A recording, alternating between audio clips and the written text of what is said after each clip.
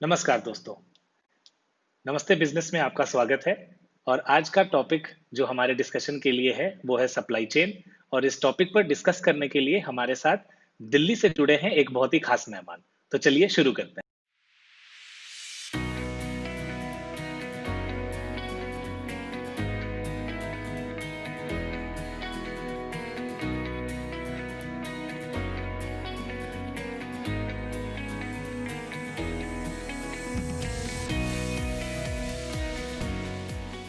Hello अंकित, नमस्ते business में hello. आपका स्वागत है। अपने धन्यवाद राहुल। दर्शकों को अपने दर्शकों को बताना चाहूंगा कि नमस्ते बिजनेस में हम लोग काफी लकी फील कर रहे हैं कि अंकित हमारे साथ आज जुड़े। अंकित दिल्ली से जुड़े हैं हमारे साथ और ये को founder and chief technology officer हैं बिजोंगो के, जो कि एक ऑनलाइन प्लेटफॉर्म है पैकेजिंग सप्लाई चेन के लिए, डिजाइंड एक्सक्लूसिवली फॉर एंटरप्राइजेस। तो अंकित, वेलकम टू द शो। आज का टॉपिक हमारा सप्लाई चेन है, तो आपका एक्सपर्टीज और आपका जो एक्सपीरियंस है इस डोमेन में वो हमारे दर्शकों के लिए काफी लाभदायक होगा। तो शुरू करते हैं। बेसिक ऑफ सप्लाई चेन से शुरू करते हैं। क्या होता है, क्या समझना चाहिए एक स्मॉल बिजनेस ओनर को, उसके बारे में। सप्लाई चेन का अगर हम बेसिक सोचे तो सप्लाई चेन वो पूरा प्रोसेस है जो आपके प्रोक्योरमेंट या रॉ मटेरियल प्रोक्योरमेंट से लेके मैन्युफैक्चरिंग से लेके जब आप उसे स्टोर करते हैं और फिर फाइनली अपने कस्टमर तक उस चीज को पहुंचाते हैं, उस पूरे हम्म। प्रोसेस को आप सब अपनी सप्लाई चेन कह सकते हैं। और हम्म। उस सप्लाई चेन मैनेजमेंट टर्म अगर कोई बोलता है तो उस टर्म का मतलब है इस पूरे प्रोसेस को एक कंपनी किस तरीके से मैनेज कर रही है, उसे हम एक सप्लाई चेन मैनेजमेंट प्रोसेस बोलेंगे। और हम्म। एक सप्लाई चेन के अंदर सिर्फ आप इन्वॉल्व नहीं होते। अगर आप एक ट्रेडर हैं या मैन्युफैक्चरर हैं तो आप किसी से रॉ मटेरियल ले रहे हैं, आप उसके बाद प्रोडक्शन कर रहे हैं, उसके बाद आप एक लॉजिस्टिक्स पार्टनर या आपका जो ट्रांसपोर्टर है उसके साथ काम कर रहे हैं उस चीज को अपने कस्टमर तक पहुंचाने के लिए। तो एक हम्म। सप्लाई चेन मैनेजमेंट का एक कोर पार्ट आपके सारे पार्टनर्स भी होते हैं, जो सारे लोग और प्रोसेस जो जो आपके प्रोडक्ट को रॉ मटेरियल से लेके कन्वर्ट करके आपके कस्टमर तक पहुंचा रहे हैं, उस पूरे प्रोसेस को सप्लाई चेन मैनेजमेंट बोला जा सकता हम्म। तो है। एक ये, हाँ बोलिए बोलिए। एक स्मॉल बिजनेस ओनर के लिए सप्लाई चेन मैनेजमेंट एक स्ट्रेंथ भी बन सकता है। तो ये बहुत जरूरी है कि जब कोई सप्लाई चेन मैनेजमेंट के बारे में सोचे तो सिर्फ अपने आप अपने बिजनेस के बारे में ना सोचे, अपने सारे पार्टनर्स के बारे में सोचे और सोचे कि हम उस प्रोसेस को कैसे सबसे ज्यादा एफिशिएंट बना सकते हैं, ताकि जो इंफॉर्मेशन रॉ मटेरियल सप्लायर से या ट्रांसपोर्टर से रॉ मटेरियल सप्लायर से आप तक और आप तक ट्रांसपोर्टर तक जा रही है, उसे किस तरह से आप सबसे ज्यादा एफिशिएंट बना सकते हैं, क्योंकि वो आपकी एक बहुत बड़ी एडवांटेज बन सकती सो बेसिकली कोई भी सामान जो कंज्यूमर तक एट द एंड पहुंचता है, वो it has to go through बहुत सारे नोड्स कि रॉ है। करेक्ट। मटेरियल प्रोक्योर हो रहा है, उसकी प्रोसेसिंग हो रही है, मैन्युफैक्चरिंग हो रही है, उसमें और एडिशनल कंपोनेंट्स होंगे, वो असेंबल हो रहे हैं, फिर वो डिस्ट्रीब्यूशन नेटवर्क के थ्रू पहुंच के अलग अलग जगह तक जाके एक लोकल रिटेलर तक पहुंचता है, जहां से एक कंज्यूमर एक प्रोडक्ट कंज्यूम कर सकता है या खरीद सकता है। तो इसमें एक्चुअली बिल्कुल। जैसे आपने सही बताया कि बहुत तरह के पार्टनर्स के ऊपर भी ध्यान देना पड़ता है। तो इसके बारे में थोड़ा चर्चा करेंगे कि एक स्मॉल बिजनेस ओनर को अपनी सप्लाई चेन स्ट्रॉन्ग करने के लिए किस तरह के बेस्ट प्रैक्टिसेस को फॉलो करना चाहिए। जब एक आप सप्लाई चेन के बारे में सोचते हैं तो एक दो तरीके का फ्लो है। एक है जो आपका प्रोडक्ट पूरे फ्लो में जा रहा है, right? जो हम्म। आपने खरीदा और आगे किसी को दिया। दूसरा हम्म। एक इंफॉर्मेशन फ्लो है। ये हम्म। दोनों फ्लोज को मैनेज करना, अगर आप इन दोनों फ्लोज के जो बेस्ट प्रैक्टिसेस हैं उन्हें अडॉप्ट करें तो आप बहुत अच्छे से मैनेज कर पाएंगे। इंफॉर्मेशन फ्लो मतलब आपको हर वक्त ये रखना है कि आप जिस तरह से रॉ मटेरियल ले रहे हैं उसके पास विजिबिलिटी है कि कितना हम्म। देना है, कैसे देना है, कब देना है। और हम्म। जो ट्रांसपोर्टर है जो आपसे लेके जा रहा है उसके पास विजिबिलिटी है कब, कैसे, क्यों, रियल टाइम में। अगर हम्म। ये आप हम्म। बेस्ट प्रैक्टिस फॉलो करेंगे तो आपका इंफॉर्मेशन फ्लो बहुत अच्छे से जाएगा और आपका जो कस्टमर है वो आपसे खुश रहेगा, बिकॉज आप उसकी एक्सपेक्टेशन मैच कर पाएंगे। दूसरा है गुड्स फ्लो। जो पूरा गुड्स आपके रॉ मटेरियल बन रहा है, उसके हम्म। बाद मैन्युफैक्चर हो रहा है, उसके बाद पहुंच रहा है, वो किसी डिमांड के थ्रू पहुंच रहा है। तो उस हम्म। डिमांड को समझना कितनी डिमांड है और उसी के हिसाब से पूरी प्लानिंग करना कि कितना आपको चाहिए, कितना आप स्टोर कर सकते हैं अगले कुछ दिनों के लिए, और कितना फिर आप अपने कस्टमर को भेज सकते हैं। क्योंकि यहाँ अगर कुछ भी गलती हुई तो आपका वो पूरा गुड्स वेस्ट हो जाएगा, या फिर आपको वो ज्यादा देर स्टोर करना पड़ जाएगा, उससे आपकी सप्लाई चेन में कॉस्ट बढ़ जाएगा, और वो आपकी बॉटम लाइन को बहुत बुरी तरह से हिट कर सकता है। तो पहले प्लान करना is one of the best practices that you can follow. तो पहले से प्लान करके रखिए, ताकि बाद में जितना भी आपका डिमांड आ रहा है उसको आप टाइमली फुलफिल कर सके, वो इंफॉर्मेशन फ्लो आपको साथ देगा, और कोई वेस्टेज ना हो, या आपका गुड्स फ्लो को ध्यान रखेंगे तो आपके लिए काफी अच्छा कन्वर्जन हो सकता है। ये काफी हेल्पफुल था हमारे लिए समझने के लिए, क्योंकि कई तरह के क्वेश्चंस हमारे पास भी आते रहते हैं। हम लोग भी जितने स्मॉल बिजनेस ओनर से इंटरेक्ट करते हैं वहां पे भी हमें बहुत तरह के पर्टिनेंट क्वेश्चंस या पर्टिनेंट इश्यूज के बारे में जनता पूछती है हमसे भी। एक बहुत बड़ा चंक इसमें ये होता है कि सप्लायर रिलेशनशिप मैनेजमेंट बहुत ही जरूरी रहता है किसी भी बिजनेस के लिए, कि उनका जो इनवर्ड फ्लो है और वो जो वेयरहाउस मेंटेन करते हैं या स्टॉकिंग करते हैं, जिसकी वजह से वो डिमांड का सही एस्टिमेट कर सकें, इस चीज के ऊपर काफी ज्यादा क्वेश्चंस हमें मिलती रहती है। और इसके साथ साथ एक और क्वेश्चन हमें मिलती है कि कोई मैन्युफैक्चरर है या कोई सुपर स्टॉकिस्ट है जो नेशनल लेवल पे या स्टेट लेवल पे मेंटेन कर रहा है स्टॉक, उसको नए अपॉर्चुनिटीज चाहिए कि वो अपने प्रोडक्ट को और अच्छे से दूसरे पार्ट्स ऑफ द कंट्री में भी डिस्ट्रीब्यूट करवा सके या और ज्यादा फुलफिलमेंट के लिए पुश कर सके। तो इन चीजों के बारे में आपका क्या ओपिनियन है? एक स्मॉल बिजनेस ओनर अपने सप्लायर्स का रिलेशनशिप कैसे मेंटेन करे, अपने वेयरहाउसिंग के बारे में किस तरीके से सोचे, और अगर उनको कोई नई अपॉर्चुनिटी चाहिए, कोई नया प्रोडक्ट रीसेल करना है या स्टॉक करना है, तो उसके बारे में कैसे वो पहला कदम उठा सकते हैं? मैं इसको एक एक करके जवाब देने की कोशिश करता हूँ। पहले, अगर आपको अपने सप्लायर से रिलेशनशिप मेंटेन करना है तो ये बहुत जरूरी है कि उनको विजिबिलिटी हो कि आप उनके साथ कितना बिजनेस करेंगे, या उनका कितना टोटल आपकी रिलेशनशिप, आपकी वजह से उनका बिजनेस कितना बढ़ सकता है। और वो आपको बातचीत उनसे रेगुलर, हर हफ्ते, अगर आपका बिजनेस रोज हो रहा है तो रोज वो एक रिलेशनशिप और बातचीत उनसे करते रहना पड़ेगा, ताकि उनको ये विजिबिलिटी रहे कि उनका बिजनेस आपके साथ कितना बढ़ सकता है। क्योंकि हर इंसान जो आपके साथ जुड़ा हुआ है, जैसे आप अपना बिजनेस बढ़ाना चाहते हैं, वो भी अपना बिजनेस बढ़ाना चाहते हैं, तो ये बहुत जरूरी है कि उनको पूरी ट्रांसपेरेंसी रहे और विजिबिलिटी रहे कि उनका बिजनेस आपके साथ कितना बढ़ सकता है। और आप उन्हें प्रॉपर फीडबैक और कॉन्वर्सेशन करते रहें कि कहाँ वो गलती कर रहे हैं, कहाँ वो सही कर रहे हैं, कहाँ आप और उनका साथ दे रहे हैं, ताकि उनका और आपका बिजनेस साथ में बढ़ सके। ये एक रिलेशनशिप मेंटेन करने के लिए बहुत जरूरी होता है। अगर आप सिर्फ उनसे ये बात कर रहे हैं कि आप सामान दे दीजिए जब आपने मांगा और आपने ले लिया सामान, तो वो रिलेशनशिप बिल्ड नहीं होगा। उनको वो विजिबिलिटी देना, वो पार्टनर की तरह ट्रीट करना बहुत जरूरी है। जहां तक वेयरहाउसिंग की बात आती है, आप उन्हें विजिबिलिटी कैसे दे पाएंगे? आप उन्हें विजिबिलिटी तब दे पाएंगे जब आपको खुद को विजिबिलिटी हो। यहाँ पे टेक्नोलॉजी का बहुत बड़ा रोल होता है। आजकल आप दुनिया भर में देखिए, एक स्मॉल बिजनेस को कोई टेक्नोलॉजी यूज करने के लिए बहुत ज्यादा पैसे देने पड़े, ऐसा नहीं रहा है। पहले आप अगर देखते तो एक वेयर हाउसिंग सिस्टम लगाने के लिए कोई एक बड़ा बिजनेस ही एक ईआरपी लगा सकता है या वेयर हाउसिंग सिस्टम लगा सकता है। बट आज की डेट में कोई भी स्मॉल बिजनेस भी आप कोई फ्री सॉफ्टवेयर भी लगा सकते हैं। बट एक ये जरूरी है कि आप वो सॉफ्टवेयर लगाएं, आप उससे अपनी इन्वेंटरी मैनेज करें, और आप वो विजिबिलिटी उसी के थ्रू अपने पार्टनर्स को भी दे पाए। क्योंकि अगर आप वो सब नहीं करेंगे और आप मैन्युअली करने की कोशिश करेंगे, जैसे जैसे आप ग्रो होंगे, आपकी वेस्टेज, लॉसेस और अनअकाउंटेबिलिटी बढ़ सकती है। मैं आपको एक एग्जांपल देता हूं। सप्लाई चेन मैनेजमेंट में बहुत सारी बड़ी कंपनीज ने जो स्केल किया है, वो पूरा स्केल एक बेसिक कॉन्सेप्ट पे किया है। वो कॉन्सेप्ट क्या है? क्या हम ये जान सकते हैं कि कितनी डिमांड हमारी आने वाली है फ्यूचर में? अगर हम ये जान पाए कि कितनी डिमांड हमारी हो सकती है फ्यूचर में, तो हम प्री प्लान कर सकते हैं सप्लायर को कितना विजिबिलिटी देना है, कितना स्टॉक करना है, और वो स्टॉक कैसे, किस किस क्लस्टर में हमारी डिमांड से चला जाएगा। मैक्सिमम जो बड़ी कंपनीज हैं, उन्होंने छोटे स्केल से बड़े स्केल पे जब वो उन्होंने शिफ्ट किया, तो ये एक विजिबिलिटी और ये एक सिंपल सी चीज उन्हें बहुत काम आई है। ये चीज आप भी आज की डेट में 20 साल 25 साल पहले मैं बोलता कि ऐसी चीजें करना बहुत कॉस्टली है, बट आज की डेट में ऐसा करना कोई कॉस्टली नहीं है। आप कोई भी वेयर हाउसिंग मैनेजमेंट सॉफ्टवेयर या फोरकास्टिंग सॉफ्टवेयर को देखेंगे तो आप उसे यूज करके ये वाला पूरा सेटअप अपना कर सकते हैं, ताकि आपके वेयर हाउस में कोई वेस्टेज ना हो।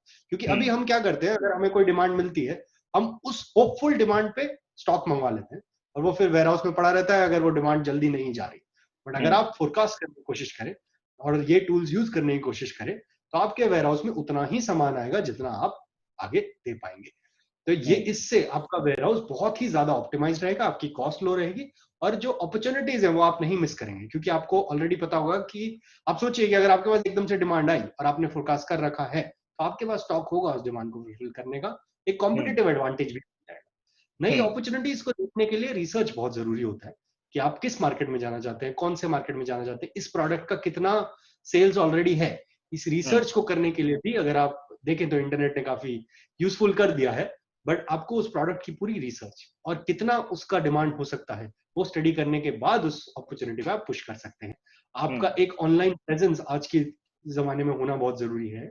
उस ऑनलाइन प्रेजेंस से भी आपको नई नई अपॉर्चुनिटीज मिलती रहेंगी। तो एक छोटे बिजनेस के लिए बहुत जरूरी है कि वो इवॉल्व होते रहे। वो सिर्फ अगर आपका कुछ एक तरीका है काम करने का, तो अब उस तरीके को नेक्स्ट लेवल पे ले जाइए ताकि आप अपने बिजनेस को नेक्स्ट लेवल पे ले जा सकें। ये बहुत ही संक्षेप में काफी अच्छे से आपने बताया। इसमें काफी सारे इम्पोर्टेंट क्या बोलूं जेम्स हैं, जिसमें एक स्मॉल बिजनेस को काफी सारी चीजों में ऑप्टिमाइज करने में हेल्प कर सकती है। जहां तक मेरे क्वेश्चन का सेकंड पार्ट था, जिसमें हम ये समझना चाह रहे थे कि मैन्युफैक्चरर और सुपर स्टॉकिस्ट हमेशा ये खोजते रहते हैं कि वो और पार्ट्स ऑफ द कंट्री में अपना प्रोडक्ट बेच सकें। तो इस कम्युनिकेशन को और इस डिस्कवरी को कैसे फैसिलिटेट किया जा सके कि जो प्रोडक्ट सेल करना चाह रहा है मैन्युफैक्चरिंग के बाद, उसको सही बंदा मिले ये डिस्ट्रीब्यूट करने को, और जो डिस्ट्रीब्यूटर का ये कैपेसिटी है कि वो और प्रोडक्ट स्टॉक कर सकता है, इन दोनों का आपस में कॉन्वर्सेशन कैसे हो, डिस्कवरी कैसे हो, इसका क्या है सिस्टम, थोड़ा अगर आप हमें बता सके तो। बिल्कुल। तो मैन्युफैक्चरर और जो स्टॉकिस्ट है वो आपस में वैसे बात तो करते ही रहते हैं, बट अगर उन मैन्युफैक्चरर एक स्टॉकिस्ट के साथ एक अपना कैटलॉग लाइव रख सके, जो वो इनोवेशन कर रहा है, जो वो नई चीजें बना रहा है, या जो वो, क्योंकि अभी क्या होता है कि उसने कुछ नया बताया, मुझे 2 महीने बाद पता चलेगा जब मैं उससे रेगुलर बात करूंगा या वो मुझे बताएगा। बट अगर कुछ सिस्टम हो, जैसे हमारे जितने भी मैन्युफैक्चरर्स हैं जिनके साथ हम अपने ऑनलाइन प्लेटफॉर्म पे काम करते हैं, उनके साथ हमारा एक कैटलॉग रहता है जो वो हमारे साथ टाइम टू टाइम लाइव रखते हैं, ताकि हमें पता रहे कि उन्होंने कुछ नया बनाया या उन्होंने कोई नया प्रोडक्ट लॉन्च किया, जिसे मैं एक अपॉर्चुनिटी की तरह देख के अपने क्लाइंट बेस में फिर देख सकूं कि क्या किसी को ये नए प्रोडक्ट की जरूरत है। हमारा भी कैटलॉग हमारे क्लाइंट्स के पास लाइव रहता है, ताकि उन्हें भी पता रहे कि हमने ये नई चीज इंट्रोड्यूस की है। जहां तक कि अपॉर्चुनिटीज की बात है, आजकल आप कहीं लिस्टेड हो या आप अगर कोई प्रोडक्ट एक बार आपने कुछ यूनिक बनाया है, तो अपने कस्टमर बेस के अलावा भी आप उसका ऑनलाइन प्रमोशन कर सकते हैं, आप उसकी ऑनलाइन मार्केटिंग कर सकते हैं, जो आपको लीड्स लाके देगा। उन लीड्स को फिर आप कन्वर्ट कर सकते हैं। और हम अपने प्लेटफॉर्म पे एंड टू एंड करते हैं। अगर हमारे पास कोई ऑर्डर आता है तो हम मैन्युफैक्चरर के साथ काम करके एंड टू एंड वो प्रोडक्ट डिलीवर भी करते हैं कस्टमर को। आप ऐसे प्लेटफॉर्म के साथ भी काम कर सकते हैं जहां पे वो आपको हेल्प करे कि आप मैन्युफैक्चरिंग पे फोकस कर सकें या ट्रेडिंग पे फोकस कर सकें, और वो आपके लिए मेक श्योर करेंगे कि सीधा रिटेलर तक या आपके कोई और कस्टमर तक आपका सामान पूरा पहुंचे। तो इसमें इंफॉर्मेशन फ्लो को लाइव रखना जरूरी है ताकि आप रिएक्ट जल्दी कर सके। और दूसरा, आप ऑनलाइन जितने एवेन्यूज है उनका यूज करिए, जितना ज्यादा यूज कर सकते करिए, ताकि आपकी मार्केटिंग प्रेजेंस बढ़ सके। फ्लोबिज भी एक ऐसा एग्जांपल हो सकता है फ्यूचर में जहां पे आप यूज कर सकते। बिल्कुल बिल्कुल, हमारा भी और आपका भी आई थिंक मिशन तो सेम ही है कि हम लोग इस पूरे जो स्मॉल मीडियम लार्ज एंटरप्राइजेस का पूरा स्पेक्ट्रम है इंडिया में, we want to be able to contribute to the growth and formalisation, कि वो आसानी से एक स्ट्रक्चर में आ जाए, ऑर्गेनाइज्ड की तरह काम कर सके, ताकि एफिशिएंसी भी इंप्रूव हो सके और लॉसेस कम से कम हो सके। तो आई थिंक आपने अपने पिछले आंसर्स में या जो भी आपने डिस्क्रिप्शंस दिए, उसमें कई बार मेंशन किया कि टेक्नोलॉजी का बहुत इंपॉर्टेंट रोल है। इस क्वेश्चन को थोड़ा या इस सेगमेंट को थोड़ा और एक्सपैंड करके एक ब्रॉडर चीज पे डिस्कशन करना चाहूंगा कि इंडिया में जो सप्लाई चेन की इंफ्रा है, आपका नेटवर्क्स हो गया, लॉजिस्टिक्स हो गया, टेक्नोलॉजी हो गया, गवर्नमेंट पॉलिसीज हो गया, इसमें काफी सारे एस्पेक्ट्स रहेंगे, और मैच्योरिटी ऑफ द मार्केट भी है कि आपके जो पार्टनर्स हैं वो कितना मैच्योर और टेक्नोलॉजिकली savvy हैं। तो इन सब को देखते हुए पिछले कुछ सालों में आपने क्या डेवलपमेंट्स देखे? क्या इंडिया एक डेवलपिंग कंट्री के तौर पे जो डेवलप्ड कंट्रीज है उनके साथ compete कर सक रहा है, कंपेयर कर पा रहा है? क्या हम ग्रो कर रहे हैं इस सेगमेंट में? जरा इसके बारे में बताइए हमें। मैं आपको एक इसके बारे में एग्जांपल या एक स्टैट देता हूँ शुरू करने के लिए। इंडिया में एक ट्रक एक साल में 40 से 60,000 किलोमीटर चलता है, और अगर आप उसे कंपेयर करें यूएस या एक वेस्ट की कंट्री से, तो वहां पे 2 लाख किलोमीटर चलता है एक ट्रक एक साल। तो ये इतना डिफरेंस रहा है इंडिया के इंफ्रास्ट्रक्चर और वेस्ट के इंफ्रास्ट्रक्चर में, जहां तक हम एक लॉजिस्टिक्स या सप्लाई चेन की बात करें। पर ये अगर आप इसे देखें तो ये है 2 3 4 साल 5 साल पुरानी बात। तब से मैंने एटलीस्ट इंडिया में बहुत ही पॉजिटिव चीजें आते हुए देखी है। एक सबसे पॉजिटिव चीज रही है जीएसटी। जब जीएसटी आया तो जितना कंप्लायंस, जो हम हर स्टेट में डिफरेंट टैक्सेस देते थे, या हर स्टेट में एक चेकिंग जो जिसे टोल बोलते हैं वो होता था, वो सब हट गया। उससे 20% एफिशिएंसी सारे ट्रकिंग सिस्टम की और लॉजिस्टिक सिस्टम की बढ़ गई। अब आप ऐसे देखिए कि इस टाइम जब जो ये मैं कह रहा हूँ 60,000 ही चल पाता है ट्रक, ऐसा क्यों है? बहुत सारे इंडिया में भी काफी अच्छे ट्रक्स हैं, यूएस में भी काफी अच्छे ट्रक्स हैं। इंडिया में एक ट्रक अपना 30 से 40% टाइम खड़े हुए बिताता है। क्यों बिताता है? क्योंकि बहुत ज्यादा कंप्लायंस है, बहुत ज्यादा हर एक बॉर्डर पे उसको थोड़े टाइम रुक के अपना कंप्लायंस, अपने पेपर चेक सब कराना पड़ेगा। जीएसटी के बाद इस चीज को 20% कम कर दिया गया है, 20 to 30% कम कर दिया गया है। अब एक ट्रक 20 to 30% ज्यादा चल पा रहा है। इंडिया का जो रोड इंफ्रास्ट्रक्चर है उसमें पिछले 5 6 साल 10 साल में काफी इंप्रूवमेंट्स हुए हैं। दूसरा एक फैक्टर जो मुझे लगता है कि हमारी गवर्नमेंट ने बहुत अच्छा किया है और वो उसकी तरफ पुश कर रहे हैं, digitisation. E way bill as well as जो अभी हम हाईवे टोल्स पे आरएफआईडी लगा के पूरा ट्रैकिंग करने की कोशिश कर रहे हैं। ई वे बिल से क्या हुआ है कि आपका कंप्लायंस जो बॉर्डर्स पे होता था वो काफी कम हो गया, क्योंकि डिजिटली आपने ऑलरेडी एक गवर्नमेंट को बता दिया है और वो डायरेक्टली कनेक्टेड है आपके जीएसटी से। सो सब कंप्लायंस आप कर रहे हो, आपको आपके ट्रक को कोई कंप्लायंस नहीं करना पड़ रहा है। कुछ टाइम में एक और पॉलिसी जो गवर्नमेंट ने फ्लोट करी है वो ये है कि अभी हमें टोल देने के लिए रुकना पड़ता है और सब करना पड़ता है। जो आरएफआईडी का कॉन्सेप्ट अभी प्राइवेट गाड़ियों में आया है, वही कॉन्सेप्ट ट्रकिंग हमारे लॉजिस्टिक सिस्टम में भी आएगा, जिससे एक ट्रक को एक टोल देने के लिए भी रुकने की जरूरत नहीं है, और वो जैसे ही उस टोल से पास करेगा वो इंफॉर्मेशन गवर्नमेंट तक पहुंच जाएगी। तो ई वे बिल, जीएसटी और ये कंबाइंड हमारी जो एफिशिएंसी है और ज्यादा बढ़ाएंगे। तो मुझे लगता है कि पिछले कुछ सालों में बहुत अच्छे अच्छे स्टेप्स लिए गए। इंडिया की एफिशिएंसी, जहां तक सप्लाई चेन का पूरा कहना है, उसमें इंप्रूव हो रही है। रिसेंट टाइम में कोविड की वजह से काफी प्रॉब्लम्स हुई हैं।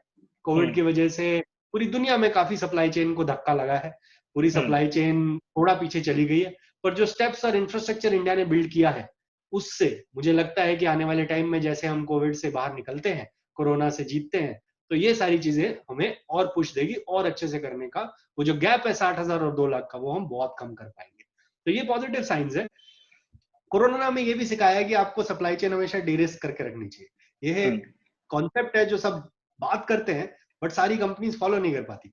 और छोटे बिजनेस ओनर्स के लिए, बिकॉज इतनी सारी चीजें होती है करने को, कि ये सोचें कि कभी कोरोना आ जाएगा और कुछ हो जाएगा और मुश्किल हो जाता है। बट ये भी एक आपके लिए एडवांटेज बन सकता है। जिन लोगों ने कोरोना में बिजनेस किया है, उनका बिजनेस 3-4 टाइम्स हो गया है, बिकॉज वो भी एक एडवांटेज है। तो आप हमेशा ये भी सोचते रहिए कि आप अपनी सप्लाई चेन को डी-रिस्क कैसे कर सकते हैं, क्योंकि इंडिया में रिलायबिलिटी, और नॉट जस्ट इंडिया, पूरी दुनिया में कोरोना और इन इवेंट से रिलायबिलिटी नीचे चली जाती है, तब आपको और सोचना पड़ेगा। पर मेरे हिसाब से इंडिया का इंफ्रास्ट्रक्चर काफी बेटर हो रहा है। जैसे हम नेक्स्ट डेकेड में जाते हैं, ये जो गैप है हम और कम कर पाएंगे।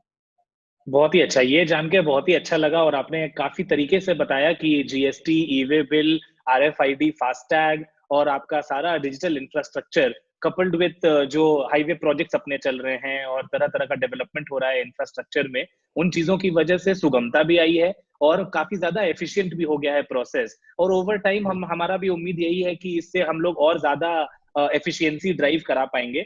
आपने इंटरेस्टिंगली कोविड की बात की और कोरोना वायरस की पैंडेमिक की बात की। आई थिंक वो एक ब्लेसिंग इन डिसगाइज है, क्योंकि उसकी वजह से सारे कंपनीज को डिजिटाइजेशन, टेक्नोलॉजी अडॉप्शन और सही तरीके से, जैसे आपने बताया, डी रिस्क करना और सही प्लानिंग करना, फोरकास्टिंग ढंग से करना, इन चीजों के बारे में अच्छा खासा नॉलेज दिया है या अच्छा खासा एक्सपीरियंस दिया है लोगों को। तो उसकी वजह से आई थिंक काफी ज्यादा स्ट्रीमलाइनिंग और जो स्ट्रक्चरिंग है पूरे इंडस्ट्री की, उसमें भी काफी बड़ा पुश मिलेगा। तो ये काफी अच्छी चीज आपने शेयर की हमारे साथ। अभी ऑलरेडी हमने काफी सारी चीजों पे चर्चा कर ली। अभी जाते जाते आपसे एक छोटा सा रिक्वेस्ट करना चाहेंगे कि आप हमारे स्मॉल बिजनेस और मीडियम बिजनेस ओनर्स के लिए कुछ टिप्स या ट्रिक्स या कुछ इंस्पिरेशन एनेक्डोट अगर आप शेयर कर सकें तो वो उनके बिजनेस को और आगे बढ़ाने के लिए काफी महत्वपूर्ण होगी। अगर आप किसी को भी सुने आज, या आप प्राइम मिनिस्टर मोदी जी को भी सुने, तो सब ये बोलते हैं, और ये ही हमारे देश की सच्चाई है कि स्मॉल और मीडियम बिजनेस ओनर्स हमारे देश की बैकबोन है, एंड उनकी वजह से ही हमारा आधा तक जीडीपी चलता है। लार्ज बिजनेसेस हैं, बट इस टाइम पे भी इंडिया में जितनी अपॉर्चुनिटी और जितना काम करने का ऑप्शन और वो है, वो बहुत हाई है। तो जिन बिजनेस ओनर्स ने ये कदम लिया है और आज के दिन में एक स्मॉल और मीडियम बिजनेस चला रहे हैं, उनको मैं थैंक यू बोलना चाहूंगा। और दूसरा मैं ये बोलना चाहूंगा कि इस जर्नी में इंडिया में जो सबसे जरूरी चीज होती है वो होता है साहस। और आपने पहला कदम लेके वो साहस किया है, तो उसके आगे आपको कोई दिक्कत नहीं होगी। पहला कदम बहुत जरूरी होता है, और उसके बाद सिर्फ चलते रहना जरूरी होता है। तो इंडिया में अपॉर्चुनिटी बहुत है, साहस बहुत है। मुझे लगता है कोई टिप्स या ट्रिक्स देने की जरूरत नहीं है, आपको बस उस साहस से चलते जाना है और सफलता जरूर मिलेगी। वो ही मैं बस सबको बोलना चाहूंगा। और मुझे पता है कि एक छोटा बिजनेस को बड़ा करने में या आगे ले जाने में कितनी दिक्कतें आती है। मैंने खुद एक 10 लोगों की टीम से शुरू किया था, और आज कुछ थोड़ा मीडियम बिजनेस तो बन गया है। तो सेम मुझे पता है, तो साहस ही वो चीज है जो आपको आगे लेके जाएगी। आपने पहला कदम ले लिया है, बस चलते रहिए। टिप्स और ट्रिक्स आई थिंक आपको बहुत मिल जाएंगे। थैंक यू सो मच अंकित, बहुत ही अच्छा लगा आपसे जुड़ के और आपसे बात करके। काफी ज्यादा डिटेल्ड इंफॉर्मेशन हमें मिली आज के इस सेशन में। आपका बहुत बहुत शुक्रिया नमस्ते बिजनेस में हमारे साथ जुड़ने के लिए। और उम्मीद है कि हमारे पास और भी इंटरेस्टिंग टॉपिक्स रहेंगे जिसपे आप दोबारा हमारे साथ जुड़ पाए। तो हम लोग इस चीज को और आगे बढ़ाना चाहते हैं। ये हमारी इनिशिएटिव है बेसिकली, ताकि स्मॉल बिजनेसेस तक वो इंफॉर्मेशन गैप और एसिमेट्री जो है उसको हम लोग कर्टेल कर सकें, और ज्यादा से ज्यादा इंडस्ट्री एक्सपर्ट्स के नॉलेज और एक्सपीरियंस को स्मॉल बिजनेसेस तक पहुंचा सकें। तो उसके लिए बहुत बहुत शुक्रिया। शुक्रिया, बहुत ही अच्छी मुहिम है। All the best. Thank you so much. चलिए, नमस्ते।